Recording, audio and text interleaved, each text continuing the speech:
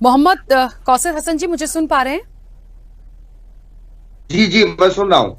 मोहम्मद कौसर हसन जी, सबसे पहले तो आपकी प्रतिक्रिया, क्योंकि जो डिसीजन आया है उसके बाद जिस 1991 के एक्ट की बात हो रही है उस पे भी तनुज जी ने बहुत सारी चीजों को सामने रखा है, तो पहले तो आपकी प्रतिक्रिया इस डिसीजन पर और आगे अब क्या? धन्यवाद राखी जी।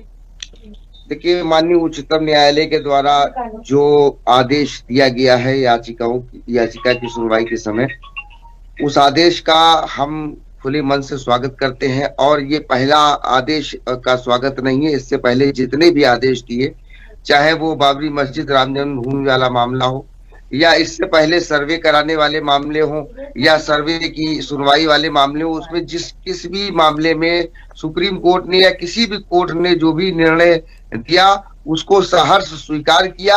और उस निर्णय के उपरांत यदि कानूनी उपचार का रास्ता बचा था तो कानूनी उपचार के जरिए है ये हम आगे बढ़े, और हमने आगे बढ़ने की बात की।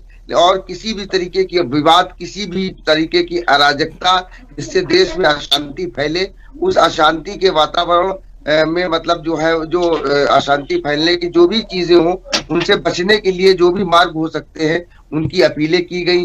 देश में शांति व्यवस्था रहे, लोग खुश रहे, और मतलब हमारा देश तरक्की करे, इस संदर्भ में जो भी उपाय किए जा सकते थे, हमने, हमारे संगठन ने और सूफी समाज ने इस कार्य को करने का काम किया है। चाहे कौसर मजीदी जी, बहुत जल्दी से अपनी बात रखिएगा क्योंकि समय हो गया है। देखिए राखी जी, मैं सिर्फ इतना कहना चाहता हूं कि इस देश के, मैं ओवैसी के और की विचारधारा की और जिन्ना के वंशजों की बात नहीं करता हूं। मैं इस देश के आम मुसलमानों की बात करता हूं। मैं इस देश के आम मुसलमानों का प्रतिनिधित्व करने का प्रयास करता हूं। इस देश के आम मुसलमानों ने जब देश का विभाजन हो रहा था तो अपने मुसलमान भाई को न चुन करके हिंदू पड़ोसी को चुना था। और हमने 1947 से लेकर के आज तक अपने हिंदू पड़ोसी पर भरोसा किया। हमारे हिंदू पड़ोसी उस वक्त चाहते तो देश को हिंदू राष्ट्र बना सकते थे, लेकिन उन्होंने एक धर्मनिरपेक्ष राष्ट्र बना करके हमें गले से लगाया।